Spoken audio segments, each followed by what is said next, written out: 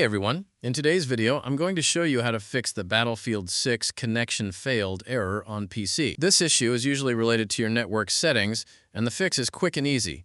Let's get right into it. First, go to the search bar and type Network Connections, then open it. Once you're here, right-click on the connection you're currently using, either Ethernet or Wi-Fi, and select Properties.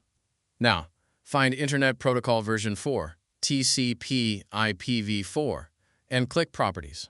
Change the DNS option from Obtain DNS Server Address automatically to use the following DNS server addresses.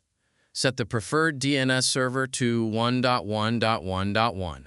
Set the alternate DNS server to 1.0.0.1. Click OK, then close. Next, go back to the search bar and type CMD. Right-click Command Prompt and select Run as Administrator. Then click Yes. In the command prompt window, type ipconfig/flush DNS. Press Enter to flush the DNS resolver cache.